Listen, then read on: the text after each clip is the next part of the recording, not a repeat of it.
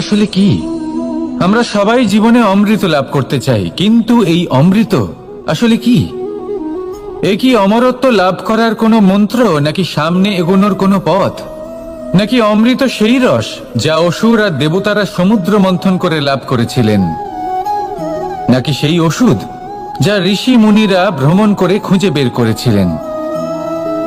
অমৃত যদি কিছু হয় তাহলে তা হলো আশা। কখনো কোনো মাতাকে দেখুন, উনি নিজের সন্তানকে কত আগলে রাখেন, তার যত্ন নেন, তার পালন পোষণ করেন, এই আশা নিয়ে যে পরবর্তী জীবনে এই সন্তান খুব বড় কিছু করবে, ওনাদের খুব ভালোবাসবে। এবার আগামী দিনে কি হতে চলেছে তা আমরা জানি না, পর মুহূর্তে কি হতে চলেছে তা আমরা জানি না, আগামী মুহূর্তে আপনি জীবিত থাকবেন কিনা সেটাও আমরা জানি না। কিন্তু আমরা অনেক বছরের পরিকল্পনা বানিয়ে ফেলি, সেটা অবশ্য মন্দ নয়। দেখুন, জীবন যাপন করার এই আশা, এটাই ভবিষ্যতের আধার হতে পারে। তাই এই আশা হলো গুরুত্বপূর্ণ, তাই একে নিজের সাথেই রাখুন। কথায় আছে যে ব্যক্তি নিরাশ হয়ে পড়েন, যার মধ্যে কোনো আশা বাকি থাকে না, তিনি হয়তো বেঁচে আছেন কিন্তু একটা মৃত জীবন যাপন করছেন। তাই এই আশার সঙ্গ কখনো ত্যাগ করবেন না, একে চিরকাল নিজের সাথেই রাখুন। জীবন আনন্দময় হয়ে উঠবে, আর এই হৃদয় তা ভালোবেসে বলবে রাধা রাধা। মানুষের সবথেকে বড় শক্তি কি? তার বাহুবল, অর্জন করা ধন, নাকি তার পেছনে দাঁড়িয়ে থাকা তার সমর্থক বা প্রশংসকদের দল, নাকি ঈশ্বরের আশীর্বাদ? সেটা কি?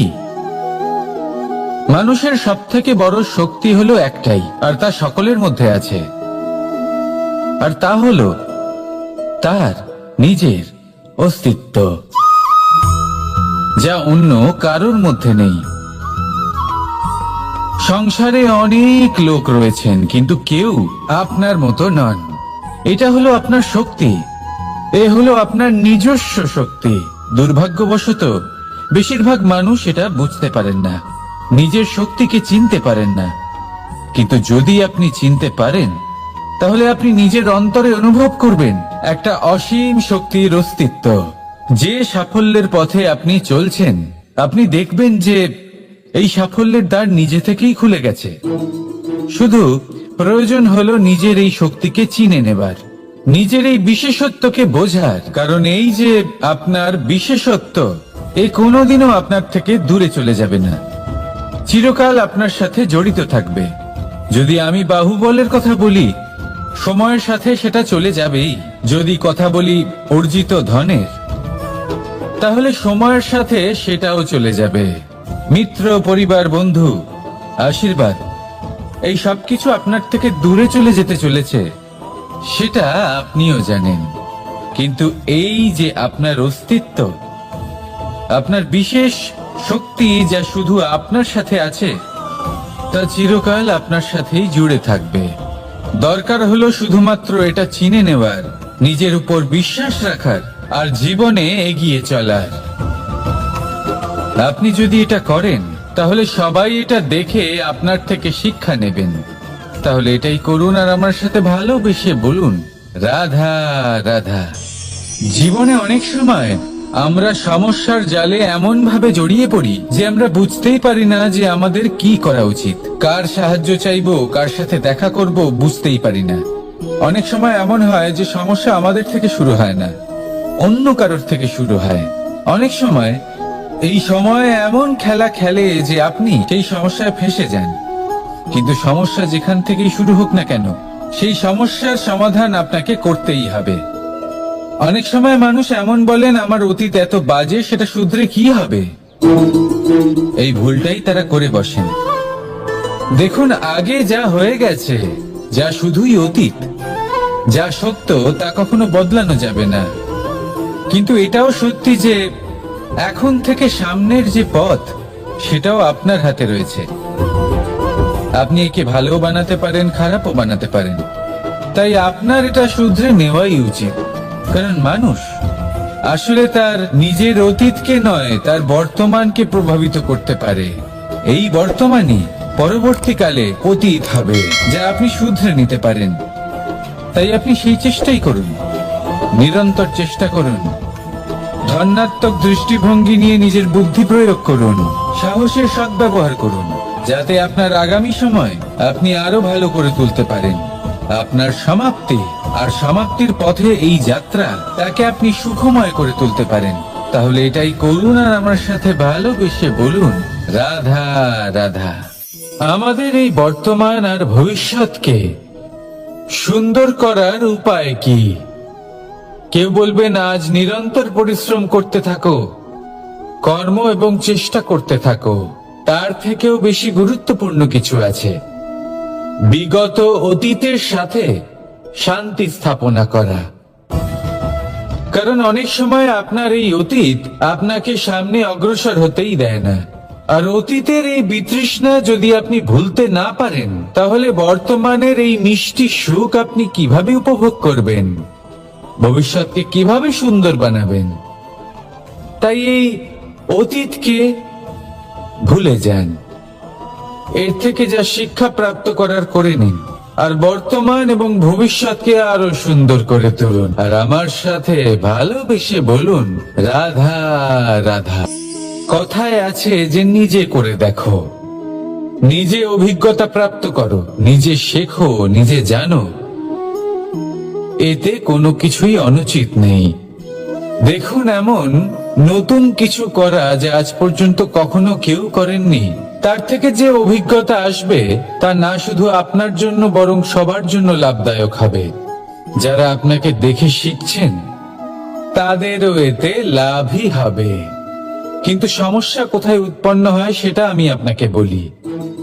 আমাদের জীবনকাল এতটাও বড় নয় যে প্রত্যেক কাজ করে আমরা অভিজ্ঞতা দ্বারা কিছু শিখতে পারবো। এবার ধরুন, এই যে আগুন গরম হয়, এটা জানার জন্য সংসারের প্রত্যেক মানুষকে আগুনে হাত দেওয়ার কোনো প্রয়োজন নেই। সংসারে অনেক লোক রয়েছেন, অনেক মহাপুরুষ ছিলেন, বিদ্বান লোক আছেন, ছিলেন, বুদ্ধিমান লোক ছিলেন, যাদের অভিজ্ঞতা দ্বারা আমরাও শিখতে পারি। ওনাদের জীবনকে দেখে আমরাও অভিজ্ঞতা লাভ করতে পারি। যদি এটা করেন তাহলে জীবন আরো কিছুটা সরল হয়ে যাবে। নয়তো আমাদের কাছে তো বিকল্প রয়েছেই। আগুনে হাত দিয়ে দেখুন, সমুদ্রে ঝাঁপ দিয়ে দেখে নিন, অনেক বিকল্প রয়েছে। সিদ্ধান্ত আপনারই।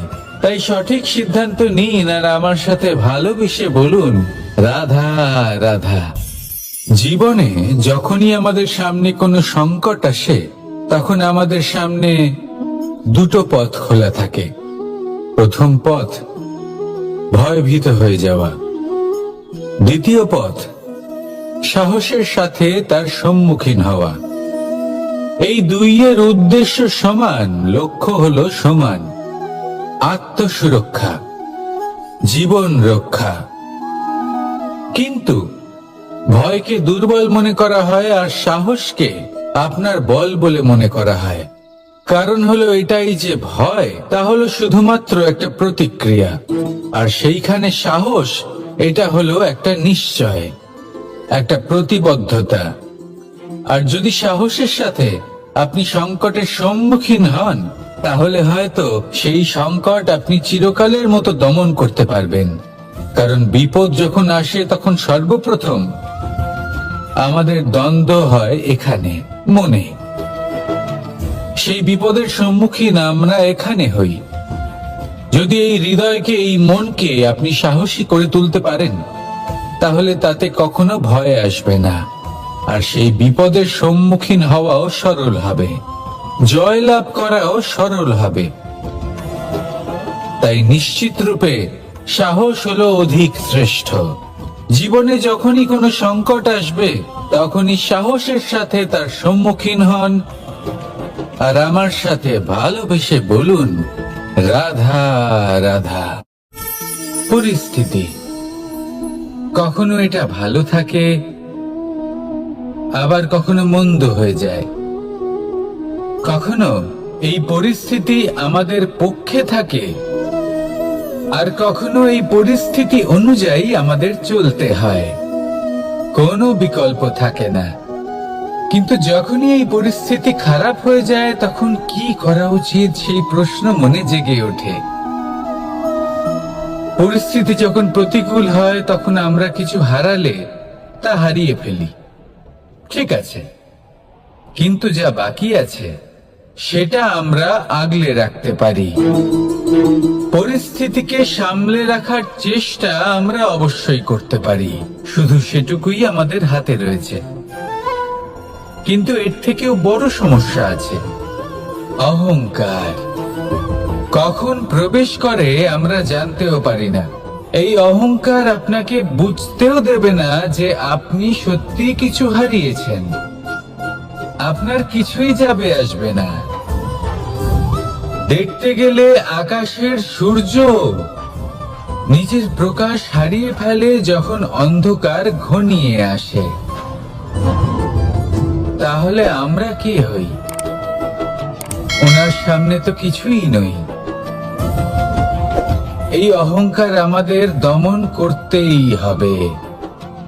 এটা বিশ্বাস করতে হবে যে এই সমগ্র সৃষ্টিতে আমরা শুধুমাত্র একটা কণা, তার থেকে বেশি আর কিছুই নয়। বিশ্বাস করতে হবে যে আমরা ততটাও বড় নই যে কখনোই কিছুই হারাবো না। এবার যেদিন এই জ্ঞান আপনি আত্মস্থ করে নিজের আচরণ পাল্টাবেন, মনে রাখবেন সেই দিনই অহংকারকে দমন করতে আপনি পথে অগ্রসর হয়ে পড়েছেন।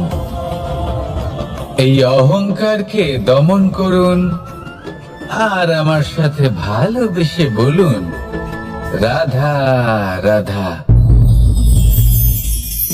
তালা অনেক পুরনো একটা আবিষ্কার। যবে থেকে এই সংসারে বহুমূল্য বস্তু নির্মিত হয়েছে, তবে থেকে এই তালা নির্মাণ হয়েছে।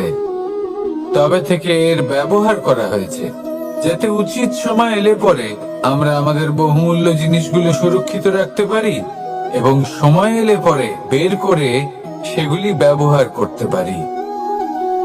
এবার একটা গুরুত্বপূর্ণ তথ্য আছে যেটা জানা অত্যন্ত গুরুত্বপূর্ণ, এবং সেটা হলো যে একটা তালা নির্মাণের পূর্বে তা খোলার যন্ত্র অর্থাৎ তার চাবিটি নির্মাণ করা হয়, এবং এটাই জীবনের খুব বড় একটা শিক্ষা প্রদান করে যায়।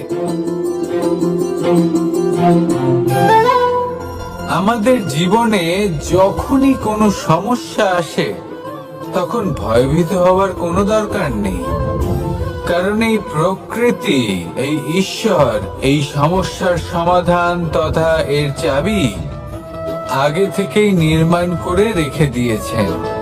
শুধু দরকার হলো সেই সমস্যার ঊর্ধ্বে উঠে সেই সমাধান খুঁজে বের করা। মানুষ অনেক সময় সমস্যা দেখে ভীত হয়ে পড়েন, চিন্তিত হয়ে পড়েন, নিজের বিবেক হারিয়ে ফেলেন। আপনার শুধু এই মনকে শান্ত করা প্রয়োজন। এই শান্ত মনের সাথে এই সমস্যার নিবারণ খুঁজে নিতে হবে। তাই সমস্যা যতই তীব্র হোক না কেন, ভয় পাওয়ার কোনো প্রয়োজন নেই। পরম শান্ত মনে সমাধান খুঁজে বের করুন। আসুন আমার সাথে ভালোবেসে বলুন, রাধা রাধা। মানুষ বড়ই বিচিত্র প্রাণী। অধিক থেকে অধিকতর ধন লাভ করার চেষ্টায় নিজের শরীরকে নষ্ট করে ফেলেন, নিজের শক্তি হারিয়ে ফেলেন, নিজের সামর্থ্য হারিয়ে ফেলেন। আর যে ধন লাভ করেন সেটা কোথায় যায়? সেই শক্তি, সেই সামর্থ্যকে আবার ফিরে পাওয়ার জন্য। আর কিছু মানুষ জীবন এমন ভাবে যাপন করেন যেন তা কখনোই শেষ হবে না। কিন্তু শেষ তো সবারই হবে, আর যখনই শেষটা কাছে চলে আসে, তখন মানুষ এটা বুঝতে পারেন যে সে জীবনকে উপভোগ করেন। তার কারণটা কি? লালসা। এই লালসা জন্ম দেয় লোভকে, আর এই লোভ জন্ম দেয় আপনারই বিনাশকে। সেই জন্য আজ আপনার কাছে যা কিছু আছে, যেমনটা আছে, তার সাথে জীবন যাপন করুন, পূর্ণরূপে যাপন করুন। আপনার কাছে যতই ধন, শক্তি, মান থাকুক, তা সবার মধ্যে ভাগ করতে শিখুন। ভাগ করলে ভালোবাসা বাড়ে, আর এই ভালোবাসা দ্বারা জীবন আরো সুখময় হয়ে ওঠে। তাহলে আসুন আর আমার সাথে ভালোবেসে বলুন, রাধা রাধা। মানুষ সত্যের সাথে অবগত হবার জন্য ব্যাকুল হয়ে থাকে, চিরকাল চেষ্টা করতে থাকে। জন্ম থেকেই তার মনে এই ইচ্ছে জাগ্রত হয় সত্যিটা কি সেটা জানতে। এবার এই ইচ্ছে এটা পূর্ণ কিভাবে করা যেতে পারে? কারণ মনে হয় যে জ্ঞান অর্জন করলেই এই ইচ্ছে পূর্ণ হতে পারে। তাই কেউ কেউ জ্ঞানের পেছনে ছুটতে থাকেন। কেউ এটা ভাবেন যে এই ইচ্ছে পূর্ণ করা যেতে পারে ধন আর শক্তির দ্বারা, তাই তারা ধন আর শক্তি প্রাপ্ত করতে চান। কেউ আবার ভাবেন যে অন্তরের মন্থন দ্বারা এটা সম্ভব হতে পারে। এবার এটাও সত্যি যে মন্থন করলে অমৃত লাভও সম্ভব হতে পারে, কিন্তু তার জন্য এই মন্থন করার জন্য একটা উচিত দিকে অগ্রসর হওয়া প্রয়োজনীয়। উচিত সংযমের দ্বারা সামনে এগোতে হবে, আর কোনো আশা না করে সামনে এগিয়ে যেতে হবে, তবেই এটা সম্ভব হতে পারে। একটা বাদ্যযন্ত্রের কথা ভেবে দেখা যাক। তার থেকে সুর তখনই নির্গত হয় যখন তার তারগুলি ঠিক করে বাঁধা হয়। যদি বেশি বেঁধে ফেলা হয় তাহলে তার ছেড়ে যেতে পারে, আর যদি ঢিলে থেকে যায় তাহলে তার থেকে উচিত সুর নির্গত হবে না। একটা অত্যন্ত গুরুত্বপূর্ণ কথা মনে রাখবেন, সত্যকে লাভ করার প্রাথমিক আধার হলো অনুশাসন। জীবনে এই অনুশাসন আনুন, সত্য আপনা আপনি আপনার কাছে চলে আসবে, আর এই মন প্রসন্ন হয়ে বলবে, রাধা রাধা। জীবনে যখনই কোনো কঠিন কাজ আমাদের সামনে আসে, তখন আমরা কারোর না কারোর থেকে সাহায্য চাই, যেটা উচিত। কিন্তু যদি যে কোনো ছোটখাটো বিষয়ে আমরা সাহায্য চাইতে শুরু করি, তাহলে কি হবে? তাহলে আমরা নিজেদের সামর্থ্য, নিজেদের যোগ্যতাকে কখনো বাড়তেই দেব না, না আমাদের শক্তি কখনো বাড়বে। কারণ এটা আমাদের অভ্যেস হয়ে যাবে। যাই ঘটুক আমরা কারোর থেকে সাহায্য চাইতে চলে যাব, এটাই আমাদের স্বভাব হয়ে যাবে। সেই জন্য আমাদের যেটা করা উচিত সেটা হলো, যতক্ষণ না আর কোনো উপায় থাকছে ততক্ষণ আপনি কারোর থেকে সাহায্য চাইতে যাবেন না। চেষ্টা করুন, যা সংকট থাকুক, সমস্যা থাকুক, পরিস্থিতি যতই কঠিন হোক, নিজে সমাধান করতে চেষ্টা করুন। যতটা পারবেন আত্মনির্ভর হওয়ার চেষ্টা করুন। যদি এটা করতে পারেন তাহলে আপনি অনেক কিছু শিখবেন।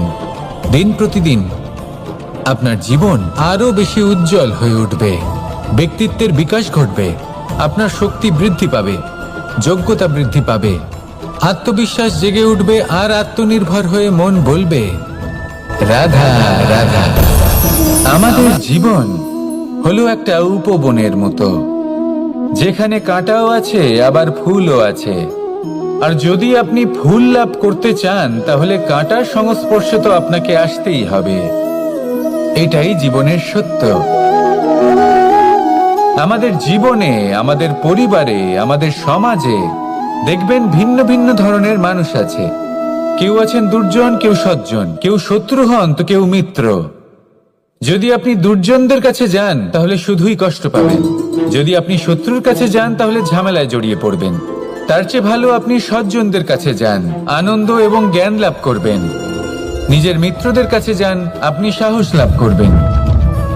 আরো একটা কথা বলি, এই জীবন এত বড়ও নয় যে আপনি প্রত্যেক সমস্যায় প্রত্যেক মানুষের সাথে ঝামেলায় জড়াবেন।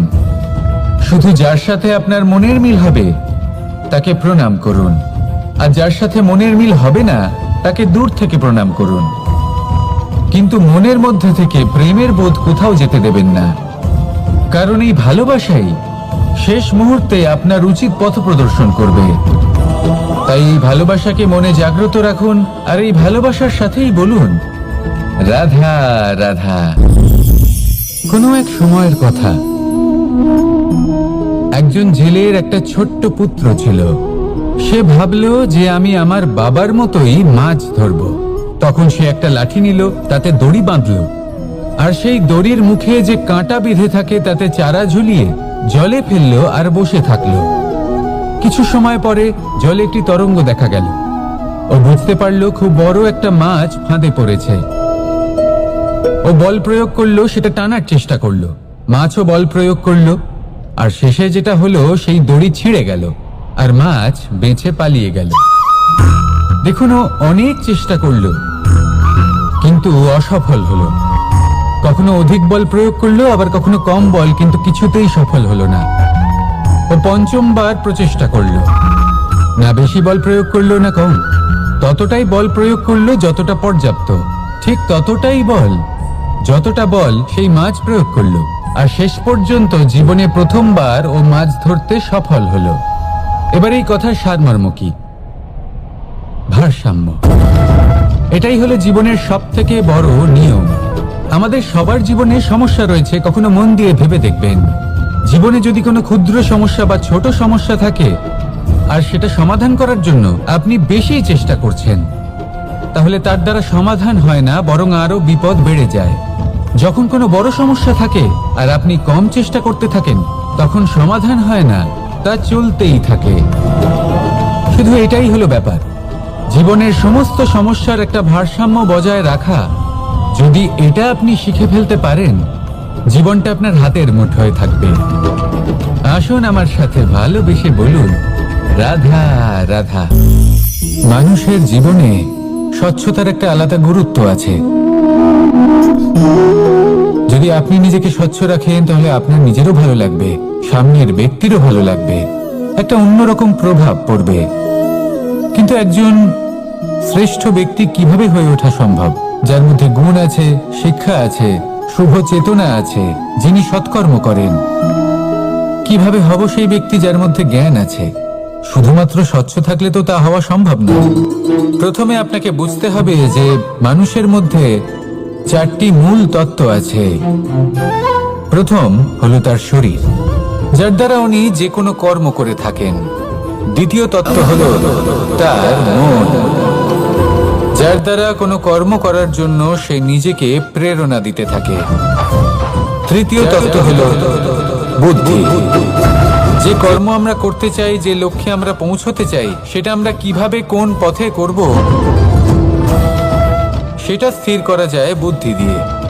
আর চতুর্থ তত্ত্ব হলো আত্মা। আত্মা হলো এমন এক তত্ত্ব যার কোনো সমাপ্তি নেই। আত্মা হলো অজয়, কিন্তু এরও শুদ্ধিকরণের প্রয়োজন হয়। এই চারটি তত্ত্বের শুদ্ধিকরণ করতে থাকুন, এতে নির্মল রাখুন, শুদ্ধ রাখুন। এবং এটা কিভাবে হবে?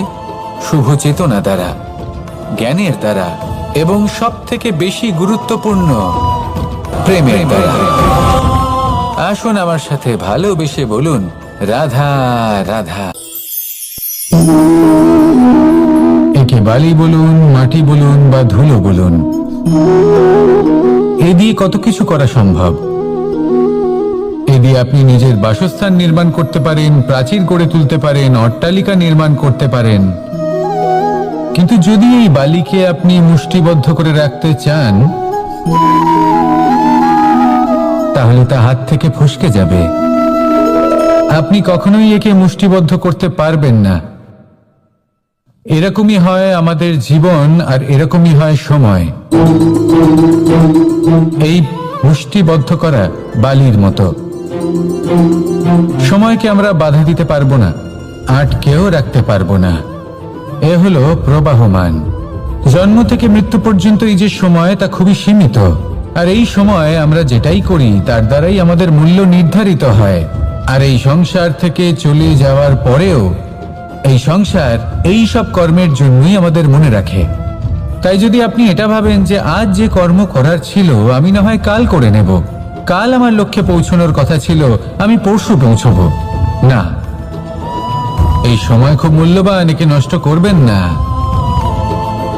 এই সময়কে সদ্ব্যবহার করুন, মহান হবার পথে অগ্রসর হন। একে যদি মুষ্টিবদ্ধ করে রাখার চেষ্টা করেন, এই সময় থেমে থাকবে না। আসুন আমার সাথে ভালোবেসে বলুন, রাধা রাধা। আমরা চাই বা না চাই, আমরা সবসময় নয় কোনো না কোনো লক্ষ্যের দিকে এগিয়ে চলেছি বা কোনো না কোনো যুদ্ধ করেই চলেছি। যেমন যে যুদ্ধ মনের মধ্যে চলছে সেগুলো হলো অন্তর্মনের যুদ্ধ, যেমন পরিবার প্রতিপালনের যুদ্ধ, কর্তব্য পালনের যুদ্ধ, কোনো প্রিয়জনকে না হারানোর যুদ্ধ। এসব যুদ্ধ মনের মধ্যে চলে এবং সেদিক থেকে দেখতে গেলে আমরা হলাম এই সংসারের সব থেকে বড় যোদ্ধা, তাই না? কিন্তু এই সব যুদ্ধে যদি আপনি জয়ী হতে চান তাহলে তিনটি বিষয় আপনাকে মাথায় রাখতে হবে।